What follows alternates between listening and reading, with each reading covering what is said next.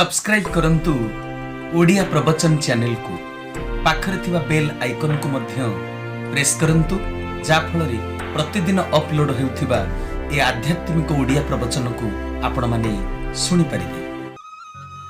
एही प्रकार विशेष कारण को नहीं अवतार धरापृष्ठ को आसंती। ईश्वर भगवान निजे अवतार ग्रहण करंतु बा अन्य कौनसी अंश अवतार को धरापृष्ठ को पठांतु, तांकर विशेष कारण पाई से धरापृष्ठ को आसंती। नचेत ईश्वर तो सर्वव्यापक सर्वविदित सर्वकालीन, तांकर अवतार ग्रहण करिवार आवश्यकता कौन दरकार पड़िबो, सेही विशेष कारण पाई से धरापृष्ठ को आसंती। एथर बुझिला तो कथा।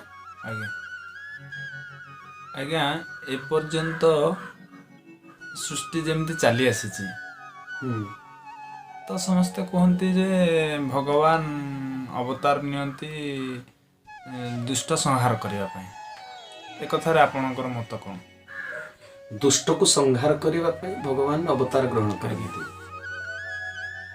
हाँ, लेखा है शास्त्र रे जे ताको बुझीबाटा परा उल्टा ही जाउची। से कौन संहार करिया को आसंती, को उपाय रे संहार करिया को आसंती, एटा बुझीबाटा उल्टा ही जाउची। लेखा है जे तू नाथ परम दयालु दुष्ट निवारी संतपालु जदा जदा ही धर्मस्य ग्लानिर्भवति भारत। धर्म रे जेतले ग्लानि घटे प्रभु अवतार ग्रहण करंती। अच्छा मु गोटे कथा कहूची, आपण माने उत्तर देबे। भगवान जेतेबेले निजे आसन, भगवान तो निजे होचंते ऑलमाइटी पावर सर्वशक्तिमान। धर्म संस्थापन पाई सी जदि काहाकू पठेइबे मध्य जमिति अंश अवतार, खंड अवतार, कला अवतार, आवेश अवतार, सामयिक अवतार, पुरुष अवतार, एमिति अनेक अवतार कथा हमर शास्त्र रे वर्णना है कि से निजे आसंतु बा से जहाकू पठांतु। से निजे तो सर्वशक्तिमान, आ से जहाकू पठेइबे धर्म संस्थापन करिया पई बा शांति प्रतिष्ठा करिया पई जदि पठेइबे ताकू सेतिके शक्ति सामर्थ्य देइकरी से पठेइबे। तेबे कहिबार तात्पर्य कोन, ईश्वर जदि निजे सर्वशक्तिमान से निराकार स्वरूप रे थाई करी मध्य शून्य रे से दुष्ट मानकू निवारण करि परिबे कि नाही, ए शक्तिटा तांको भितर अछि ना नाही? आज्ञा अछि। आज ये सर्वशक्तिमान से तो सर्वव्यापक ना, से सबुठी अछंती। पापी जोठी पाप करिवो संगे संगे से ताको तो दंड दे परिबे ना। तेबे तांकर से क्षमता जेहेतु अछि, से निराकार स्वरूप रे मध्य से कर्म गुडाक करि पारिबे, दुष्ट को संहार करि पारिबे। तेबे से अवतार काहेंगे नियंती, साकार रूप काहेंगे नियंती? एटा गोटे विचार योग्य कथा कि नाही? हमर वर्तमान पृथ्वी रे भारत रे आम हिंदू राष्ट्र रे जोटा हमर धर्मनिरपेक्ष राष्ट्र एठी हमर जोटा भारत वर्ष, एठी असुविधा कोन हिची कि माने देखंतु धर्मटा को वास्तव रे बुझीबा को केही चेष्टा करू नाहंती। वास्तव रे धर्मटा कोन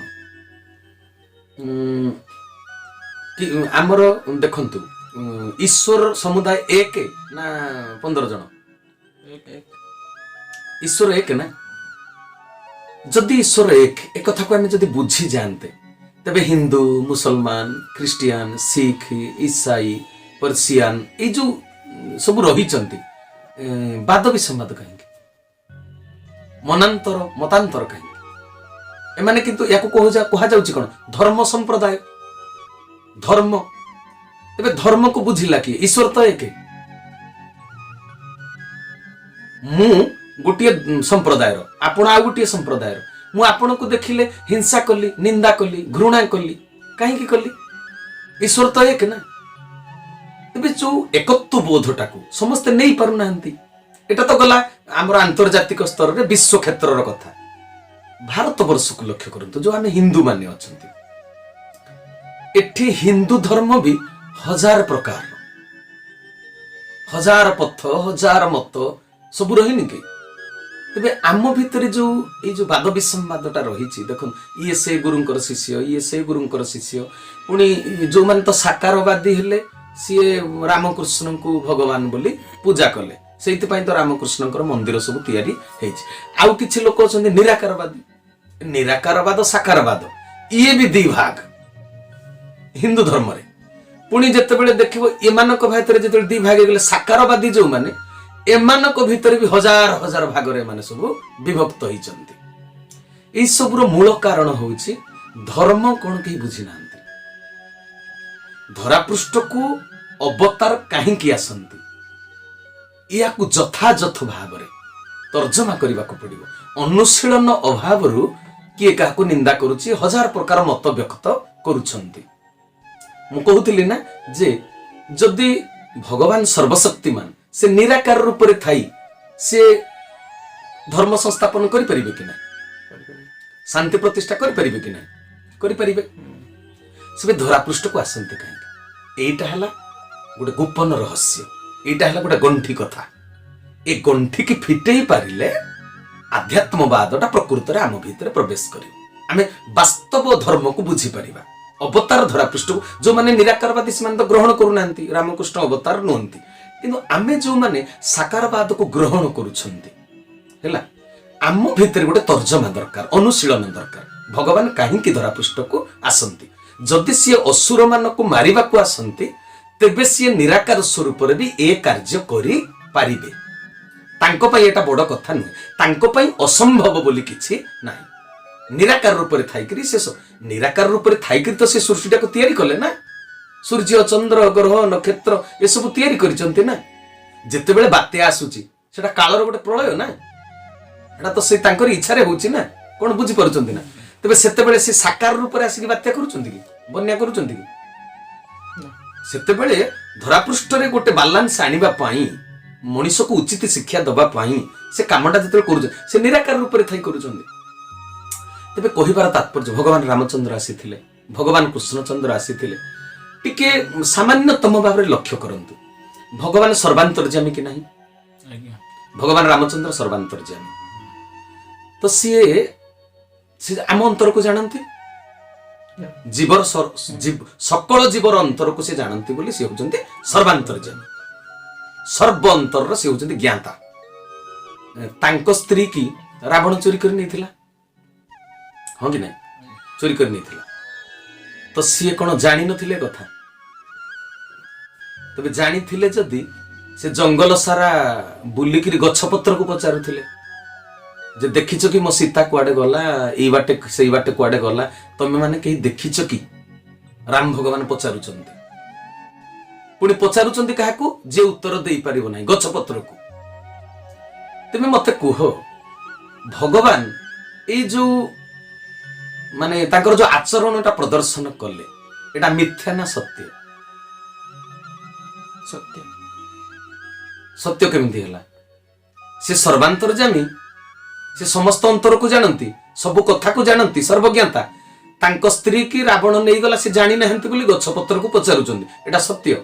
भगवान जेतेले धरापृष्ठ को आसंती कोन करिबा को आसंती सत्य प्रतिष्ठा करिबा को आसंती किंतु तांकर जो लीला चरित्र सेटा होची अभिनय जेंति ऑपेरा रे तुमे देखुछ गोटे सामाजिक नाटक होउची समाजर दर्पण होउची साहित्य साहित्य नाटक आकार रचना होइची ताको अभिनय करा जाउची अभिनय कले जगत सेतिरु किछि शिक्षा पाइबो बापा मां को असुविधा करिवारु परवर्ती अवस्था रे से पुओटी केमिति असुविधा भोगिछि तुमे काहार अनिष्ट चिंता करिछ शेष समय केमिति तुमे असुविधा रे पडिछ पर नारी की जिए दृष्टि निक्षेप करे बा ता उपरे खराब नजर पकाए तार परिणतिटा कौन हुए एमिति आमे नाटक नाटिका रे एगुडाक सब देखंतु से अभिनयटा काई करा जाय सेटा मिछटा अभिनय करा जाउची जी जो चरित्र रे पाठ करूची वास्तव रे से सेही भली चरित्र रो व्यक्ति नुहे वास्तव जीवन रे से सेठी अभिनय करूची से अभिनय काई करा जाउची ना जगत को शिक्षा दबा पाई जगत सेथिरु किछि शिक्षा लाभ करिवो तेनु भगवान जो आसीथिले से सर्वांतर्यामी तांको स्त्री की किए नहीं गला से जानि नथिले कि जानि थिले तबे सेटा अभिनय ना वास्तवता अभिनय करूथिले सत्य प्रतिष्ठा करने को जाई ईश्वर सत्य नारायण मिथ्यार आश्रय नहीं बुझेला कथाटा से सर्वशक्तिमान आमे राम मंदिर को जाई धूप दीप दबा कि नैवेद्य दबा मो पुओ को रोग होईची प्रभु भल कर दियो तांको भाई लक्ष्मणर शक्तिभेद होइतिला से तो आउसी देथिले भल होइथांता ଗନ୍ଧମାର୍ଦ୍ଦନ ପର୍ବତରୁ ଏତେ ବଡ଼ କଷ୍ଟ କରାଯିବ, ହନୁମାନ ଯିବେ, ବିଶଲ୍ୟକରଣୀ ଆସିବ, ତାପରେ ଯାଇ ଆରୋଗ୍ୟ ହେବେ କିଏ? ଲକ୍ଷ୍ମଣ ମହାରାଜ। ତେବେ ଭଗବାନଙ୍କ ପାଖରେ, ରାମଙ୍କ ପାଖରେ ଶକ୍ତି ଥିଲା ନା ନଥିଲା? ଥିଲା। ପୃଥିବୀ ଯାକ ରାଜା କୋଦଣ୍ଡ ଧନୁକୁ ଟେକି ପାରୁନଥିଲେ, ସେ ଉଠେଇ ଦେଲେ। ଧରିଲା ମାତ୍ରକେ ଭାଙ୍ଗିଗଲା, ଭାଙ୍ଗିବାକୁ ସେ ଚେଷ୍ଟା କରିନାହାନ୍ତି, ଏତେ ବଡ଼ ପାୱାରଫୁଲ ସେ। ତେବେ ଲକ୍ଷ୍ମଣଙ୍କୁ ଆରୋଗ୍ୟ କରିବା ପାଇଁ ତାଙ୍କ ପାଖରେ ଯଦି ନିଦାନର ବ୍ୟବସ୍ଥା ଥିଲା, ସେ କଲେ ନାହିଁ କାହିଁକି? ନା ସିଏ ମାନବୀୟ ଲୀଳା କରିବାକୁ ଆସିଛନ୍ତି। ସେ ଯେତେବେଳେ ମାନବୀୟ ଲୀଳା କରୁଛନ୍ତି, କିଛି ଭକ୍ତ ତାଙ୍କର ବାସ୍ତବ ପରିଚୟକୁ ପାଉଛନ୍ତି। ସମସ୍ତ ସାଧାରଣ ସର୍ବସାଧାରଣ ତାଙ୍କ ଲୀଳାକୁ ବୁଝିପାରିବେନି, ସେ ଅଗୋଚର ତାଙ୍କ ଲୀଳା। ଭଗବାନ ଧରାପୃଷ୍ଠକୁ ଆସିଛନ୍ତି, ସେ ମାନବୀୟ ଲୀଳା କରୁଛନ୍ତି କାହିଁକି? ନା ମିଥ୍ୟା ଅଭିନୟ କରୁଛନ୍ତି। ବୁଝିପାରିଲ ନା କଥା? ଡ୍ରାମାରେ ଜଣକୁ ଜଣେ ଗୁଳି କରିଦେଲା, ସେ ଲୋକଟା କଣ ସତରେ ମରିଯାଏ? ନା। ଲାଇଟ୍ ଅଫ୍ ହେଲା ପରେ ସେ ଉଠିଯାଏ ନା? ସତସତିକା ସେ ଗୁଳିରେ ମରିଯାଏ କି? ନା। କିନ୍ତୁ ସେ ଗୁଳି ବାଜିଲା ମାତ୍ରେ ସତସତିକା ମରିଗଲା ବୋଲି କିଛି ଲୋକମାନଙ୍କର ଛାତି ଧଡ଼ ଧଡ଼ ହୁଏ କି ନାହିଁ, ଯୋଉ ଦର୍ଶକ ଦେଖୁଥାନ୍ତି? କିଛି ଲୋକ, ଜଣେ ଦୁଃଖରେ ଭିକ୍ଷ ମାଗୁଛି କି ଧନୀ ଥିଲା ଗରିବ ହେଇଗଲା, ତା ଜୀବନରେ ଏତେ ଦୁଃଖ ପାଇଲା, ସେ ଦର୍ଶକ ଯିଏ ଡ୍ରାମା ଦେଖୁଥାଏ ଅପେରା, ତା ଆଖିରୁ ଲୁହ ବାହାରି ଆସେ କି ନାହିଁ? କାହିଁକି ଲୁହ ବାହାରି ଆସେ? କାହାଣୀରେ ସେ ଲୋକଟା ମଜି ଯାଇଥାଏ। ସେ ଲୋକଟା ଏମିତି କାହାଣୀରେ ମଜି ଯାଇଥାଏ ଯେ ସେ ଭାବେ ସେଟା ବାସ୍ତବରେ ଘଟୁଛି ତା ସାମ୍ନାରେ। ସେ ଭାବୁନି ମୁଁ ଗୋଟେ ଚେୟାରରେ ବସିଛି ଆଉ ଏଇଟା ଡ୍ରାମା ପେଣ୍ଡାଲଟା, ଲାଇଟ୍ ଫାଇଟ୍ ଲାଗିକିରି ଏଇଟା ଗୋଟେ ଡ୍ରାମା ହଉଛି ବୋଲି ସେ ଭାବି ପାରେ ନା। ସେ ଚେତନାଟା ସେ ଆସେ ନା, ସେ ପ୍ରକୁଷ୍ଠିତ ହେଇ ପାରେ ନା, ମଜିଯାଏ ସେ କାହାଣୀରେ। ତ ଏଇ ଯୋଉ ରାମାୟଣ ମହାଭାରତ ଭାଗବତରେ ଯାହା ଭଗବାନଙ୍କର ଲୀଳା କାହାଣୀ, ଯୁଗାନୁବାଦର ଲୀଳା କାହାଣୀ ଯେତେ ସବୁ ଲେଖା ହେଇଛି, କିଛି ଲୋକ କାହାଣୀରେ ମଜି ଯାଆନ୍ତି, ଆଉ କିଛି ଲୋକ ବାସ୍ତବତାକୁ ଅନୁଭବ କରନ୍ତି। ତେବେ ଯୋଉମାନେ କାହାଣୀରେ ମଜିଛନ୍ତି, ସେମାନେ ଭାବନ୍ତି ରାବଣକୁ ଭଗବାନ ରାମଚନ୍ଦ୍ର ବଦ୍ଧ କଲେ। ତ କଳ୍କି ଅବତାର ଯେତେବେଳେ ଆସିବେ, ଆଉ ସେ ବଦ୍ଧ କରିବେନି କେମିତି? ଭଗବାନ ବା ଯୁଗେ ଯୁଗେ ଆସିକି ରାକ୍ଷସ ମାନଙ୍କୁ ବଦ୍ଧ କରିଛନ୍ତି, ଏଇଟା ସମସ୍ତେ କହୁଛନ୍ତି। ବୁଝିପାରିଲ ନା କଥା? ଭଗବାନଙ୍କ ନାଁ କଣ? ମଙ୍ଗଳ ଭବନ ଅମଙ୍ଗଳ ହାରି। ସେ ଅମଙ୍ଗଳକୁ ହରଣ କରନ୍ତି, ମଙ୍ଗଳକୁ ସମସ୍ତଙ୍କ ଭିତରେ ପ୍ରବେଶ କରାନ୍ତି, ସେ ସବୁ ଜୀବର ମଙ୍ଗଳ କରନ୍ତି। ଦୁଷ୍ଟ ପୁଅଟା ତାଙ୍କର, ଶିଷ୍ଟ ପୁଅଟା ତାଙ୍କର, ହଁ କି ନା? ଗୋଟେ ମାର ଗୋଟେ ପୁଅଟି ଦୁଷ୍ଟାମି କରୁଛି, ସବୁବେଳେ ତା ଉପରେ ମାର ନଜର ଥାଏ କି ନାହିଁ? ଯେ ସବୁ ପିଲା ଗୁଡାକ ମଣିଷ ହେଇଗଲେ, ଚାକିରି ବାକିରି କଲେ, ଏଇ ଛୁଆଟା ମଣିଷ ହେଲା ନାହିଁ। ତେବେ ଦୁଷ୍ଟ ଉପରେ ସବୁବେଳେ ମାର ନଜର ଥାଏ, ଯୋଉଟା ବାଳୁଙ୍ଗା ଛୁଆଟା, ତାର ଅନ୍ତ ଫାଡି ଜନ୍ମ ଦେଇଛି ନା, ସବୁ ପୁଅକୁ ସେ ସମାନ ଭାବରେ ଦେଖେ। ତେବେ ଭଗବାନ କଣ କରନ୍ତି ଜାଣିଛ ନା?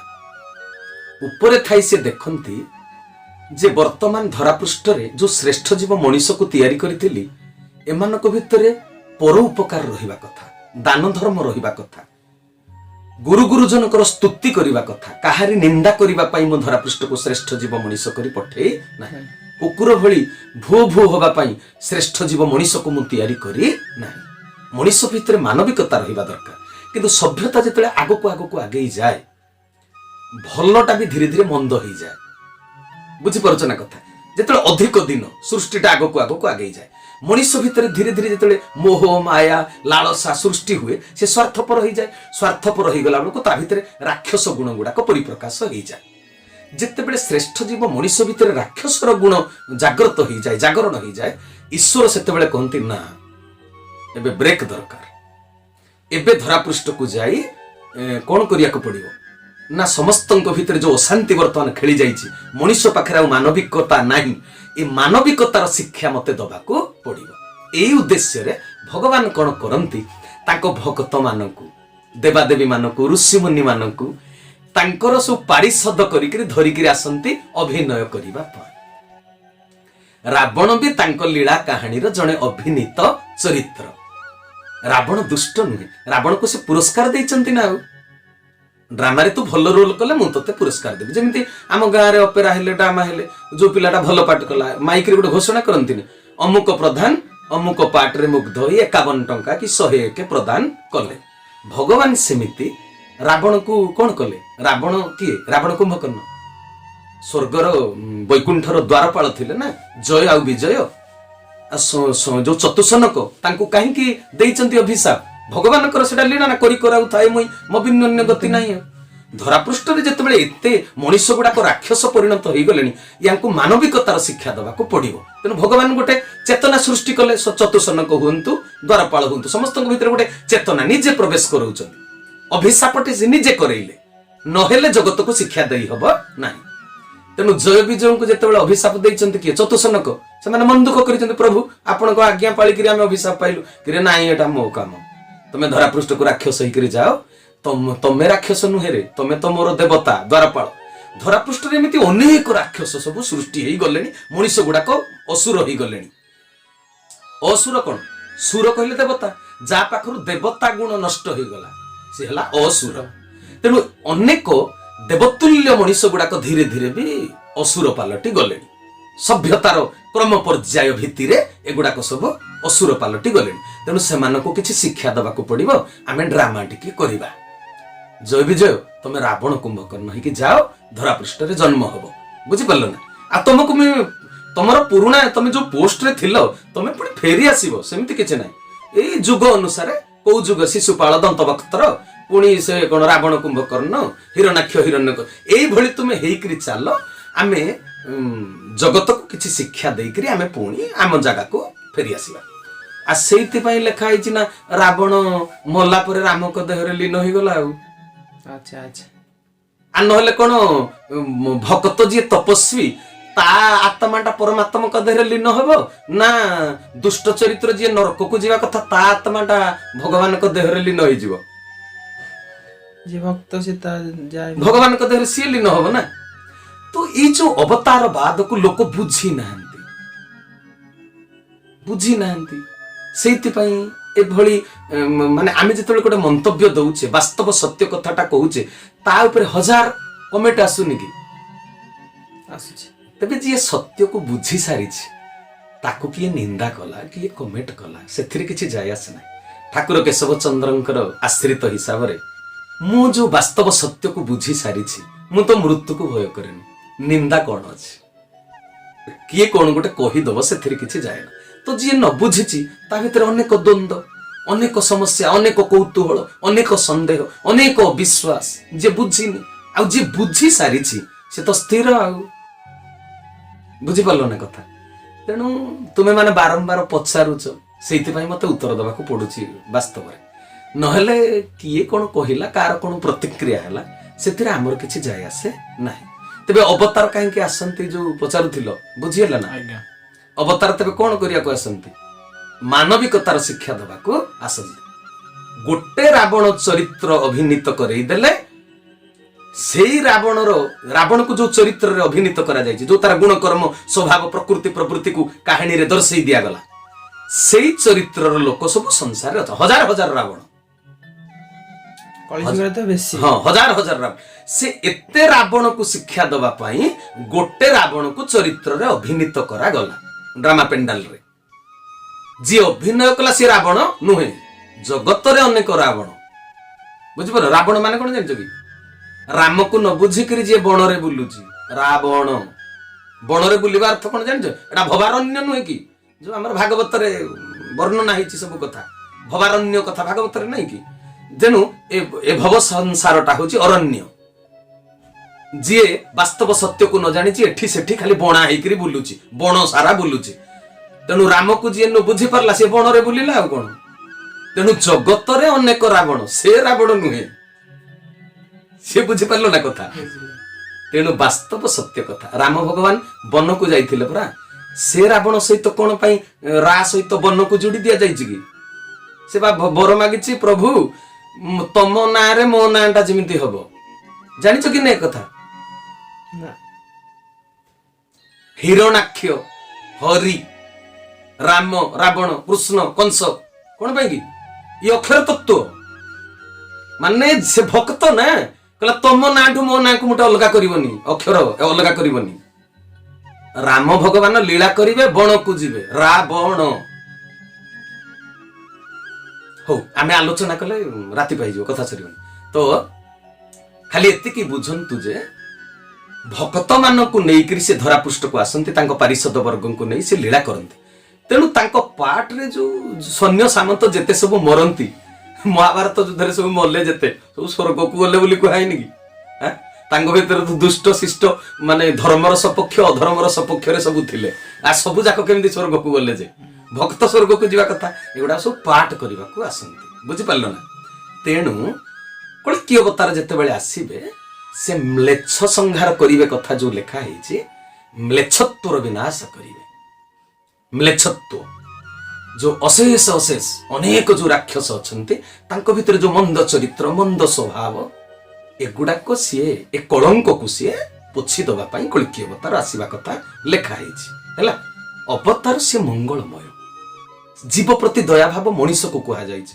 ଆଉ ଯେତେବେଳେ ଅବତାର ଆସିବେ ହଉ ଆମର ସେଥିରେ କିଛି ଯାଏ ଆସେ ନାହିଁ ହେଲା ଭଗବାନ ଯେମିତି ଅବତାର ଆଉ କଳ୍କୀ ଆସିବେ ଆଉ ଥରେ କୁହାଯାଉଛି ତେବେ କଳ୍କୀ ଯେତେବେଳେ ଆସିବେ ସିଏ ତାଙ୍କର ଲୀଳା କରିବେ ଆମେ ଦେଖିବା ଆଉ କଣ ବୁଝିପାରିଲା ନା କଥା ଆମେ ସେ କଳ୍କୀ ଲୀଳାଟା ଆମେ ଯଦି ମ୍ଲେଚ୍ଛ ହେଇଥିବା ଆମକୁ ବି ସେ ହାଣିଦେବେ ହଁ କି ନାଇଁ ଆମ ଭିତରେ ଯଦି ପର ନାରୀ ପ୍ରତି ଦୃଷ୍ଟି ଭାବ ଥିବ ଆମେ କାହାକୁ ଠକୁଥିବା ଧୋପାବାଜ କରିଥିବା ବେଇମାନି କରିଥିବା ଟାଉଟରି କରୁଥିବା ପର ଘର ଭାଙ୍ଗୁଥିବା ଏଗୁଡାକର ତ ମ୍ଲେଚ୍ଛ ଲୋକର ସ୍ୱଭାବ ନା ଯଦି ଆମ ଭିତରେ ସେଇ ଭାବନା ଗୁଡାକ ଥିବ ଆମେ ସେଇ କର୍ମ କରୁଥିବା ଆମ ଆଚରଣ ଉଚ୍ଚାରଣ ରାକ୍ଷସ ଭଳିଆ ହେଇଥିବ ଆମେ ବି ବେକ ଦେଖେଇଦବା ଯେତେବେଳେ କଳ୍କୀ ଅବତାର ଆସିବେ 12 ହାତ ଖଣ୍ଡା ଧରି ଆମେ ବି ବେକଟା ଦେଖେଇଦବା ଝିଟି ପିଟି ଚଚ କରିଲାନି ହେଲା ଆମେ ବି ବେକ ଦେଖେଇଦବା ଆମକୁ ବି ସେ ସଂହାର କରିବେ ଆମେ ସ୍ୱୀକାର କରିଯିବା ଆମେ ମ୍ଲେଚ୍ଛ ତମେ ଆମକୁ ହାଣ ବୁଝିପାରିଲ ନା କଥା ତେବେ ସେ ପର୍ଯ୍ୟନ୍ତ ଧୈର୍ଯ୍ୟ ଧରି